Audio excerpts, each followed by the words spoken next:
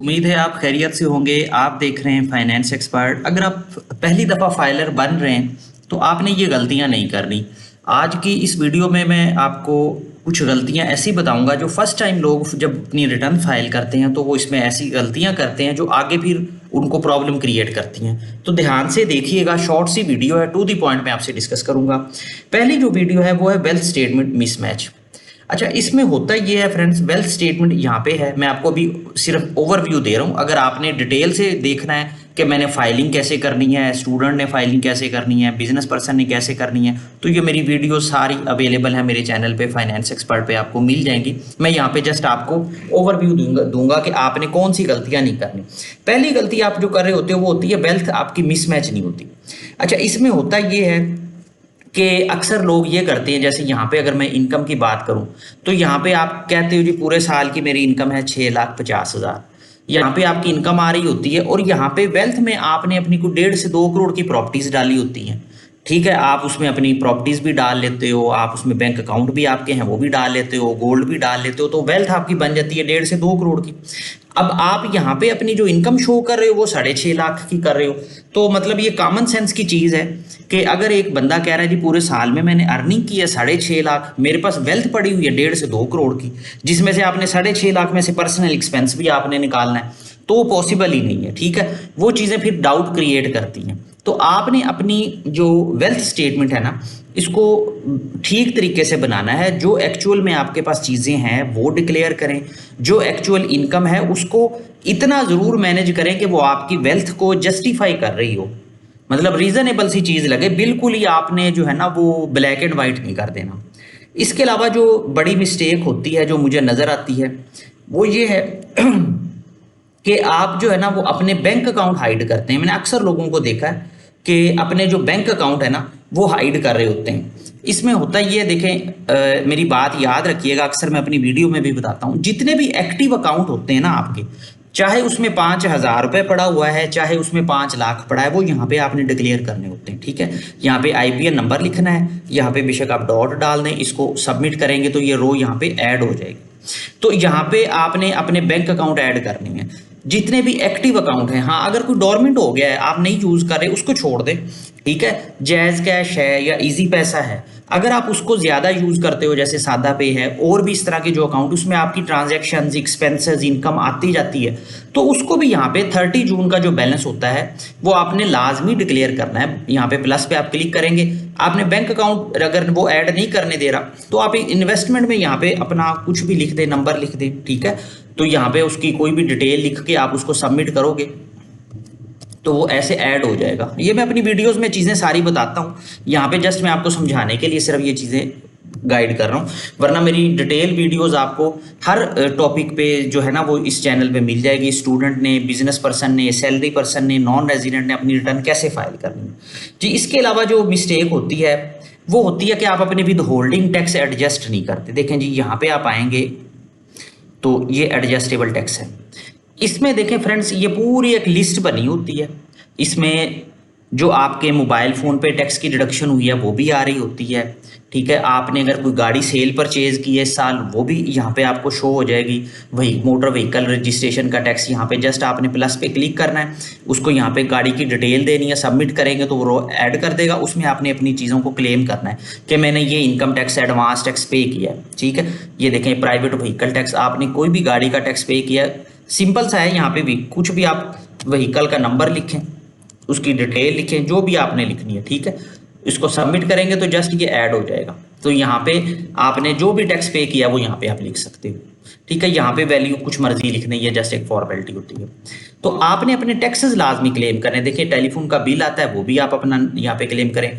Cell phone bill के ऊपर mobile phone पे जो टैक्स की डिडक्शन होती है वो यहाँ पे आप क्लेम कर सकते हो। नंबर लिखें, जैज़ का, यू फोन का, जिसका भी है वो ऐड करें और यहाँ पे अपना टैक्स क्लेम करें।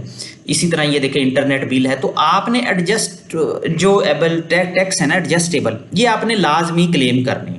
ये जो आप अपने डेबिट क्रेडिट कार्ड से परचेज करते हो, फेसबुक से, गूगल से, या आप कोई नेटफ्लिक्स परचेज करते हो पैकेज वगैरह, तो वो ऑटोमेटिकली भी आ जाती है एफबीआर की तरफ से। वो ना आ रही हो तो बैंक वाले आपको सर्टिफिकेट भी देते हैं, तो वहाँ से सर्टिफिकेट लेके जिस साल की भी अपनी फाइलिंग करो, अपने जो एडजस्टेबल टैक्स है वो लाजमी आपने क्लेम करना है, वो आपने छोड़ना नहीं है। ये अक्सर गलती मुझे नज़र आती है। इसके अलावा जो गलती होती है ना, वो होती है कि आपने इनकरेक्ट अपना सोर्स ऑफ इनकम डिक्लेयर किया होता है। देखें फ्रेंड्स, ये सोर्स ऑफ इनकम है एम्प्लॉयमेंट में सैलरी, अगर तो आपकी सैलरी इनकम है तो फिर यहाँ पे लिखें, ठीक है। रेंटल इनकम आ रही है तो प्रॉपर्टी का टैब बना हुआ है, आप यहाँ पे रेंटल इनकम डालें। अगर आप बिजनेस कर रहे हैं, ठीक है, तो फिर मैन्युफैक्चरिंग ट्रेडिंग के लिए यहाँ पे आप इनकम डालें। सर्विसेज प्रोवाइड कर रहे हैं तो ये आप यहाँ पे डाल सकते हो। इनकी डिटेल वीडियोस मैंने अपलोड की हुई हैं बिजनेस पर्सन की, वो आप देख सकते हो। मतलब कहने का ये है कि आपका जो सोर्स ऑफ इनकम है आपने उसी में उसकी एंट्री करनी है, आपने उसको इधर उधर कहीं पे नहीं करना। अक्सर जो में आपकी ये देखें, ये फॉरेन सोर्सेज, ये फ्रीलांसर्स के लिए होता है, तो यहाँ पे होती है, मैंने फ्रीलांसर्स वाली वीडियो में बताया भी है। अक्सर लोग क्या करते हैं कि अपनी जो इनकम होती है ना, उसको बैलेंस करने के लिए या वेल्थ को बैलेंस करने के लिए वो एडजस्टमेंट इन इनफ्लो यहाँ पे कुछ डाल देंगे, या गिफ्ट में डाल देंगे, ठीक है, या अदर में इनफ्लो में डाल देंगे। तो आपने ये मिस्टेक नहीं करनी। आपने कोई भी एंट्री करनी है तो आपने ये सोच के करनी है कि अगर कल को एफबीआर मुझसे इसका प्रूफ मांग लेगा तो मैं कैसे जस्टिफाई करूंगा। क्योंकि हम जब भी कोई एंट्री करते हैं, अपने क्लाइंट्स की वर्किंग कर रहे होते हैं, तो हम रिटर्न फाइल करते हुए ही अपनी नोटिस की वर्किंग कर रहे होते हैं कि कल को अगर नोटिस आ गया तो हमने जस्टिफाई कैसे करना है। तो आपने सिर्फ वहीं पे एंट्री करनी है जहां पे उसकी रिक्वायरमेंट है, ये आपने याद रखना है।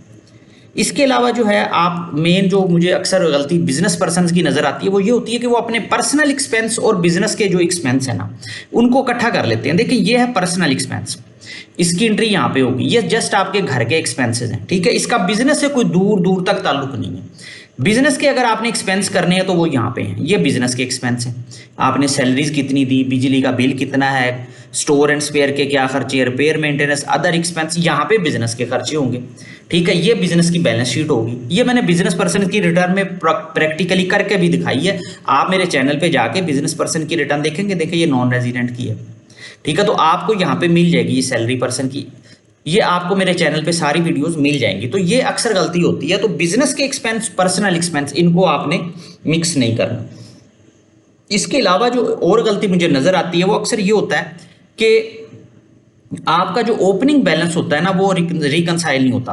फर्स्ट टाइम फाइल करते हुए अक्सर लोग ये भी करते हैं कि यहाँ पे ओपनिंग प्रीवियस ईयर में वो जीरो कर देते हैं, ठीक है। अब होता ही है कि वो ठीक तरह से नहीं करते, वो इस तरह से नहीं करते। देखें यहाँ पे आपके पास जो एसेट्स हैं, जब फर्स्ट टाइम आप फाइल कर रहे होते हो तो आपने सारे डिक्लेयर करने होते हैं। जैसे आपके पास कोई गोल्ड है तो ये प्रीशियस पोजेशन यहाँ पे शो करें, ठीक है। घर की चीज़ों की वैल्यू जिसमें आपके हाउस होल्ड इफेक्ट में जूते, कपड़े, फर्नीचर, अप्लायंस, ये सारी चीज़ें आ जाती हैं। पर्सनल आइटम में लैपटॉप, मोबाइल फ़ोन, सारी चीज़ें आ जाती है। कैश में अगर आपने कोई कमेटी डाली हुई है, किसी को उधार दिया हुआ है, आपको पता है कल को ये वापस आ जाएगा, घर में कोई सेविंग है वो शो करें। मतलब ये कि एसेट्स को सबको शो करें। उसके बाद आपने जो इफेक्ट हो वो ओपनिंग एसेट्स में दे देना है कि ये एसेट्स पिछले सालों से चलते हुए आ रहे हैं। तो अक्सर लोग यहाँ पे जीरो लिख के अपनी जो वाइट मनी है उसको ख़त्म कर लेते हैं, तो ये गलती आपने नहीं करनी। इसके अलावा अक्सर ये भी मैंने देखा है कि अगर आपका, देखें फ्रेंड्स, वैसे तो आप मेरी वीडियोस देख के अपनी रिटर्न खुद भी फाइल कर सकते हो, ठीक है। लेकिन अगर आपकी रिटर्न कॉम्प्लेक्स लग रही है, आपको समझ नहीं आ रही, कोई चीज़ क्लियर नहीं हो रही, तो फिर आप बेहतर है किसी प्रोफेशनल कंसल्टेंट से करवाएं, हमारी सर्विसेज ले लें, किसी और अच्छे कंसल्टेंट से करवा लें जिससे आप सेटिस्फाइड हो।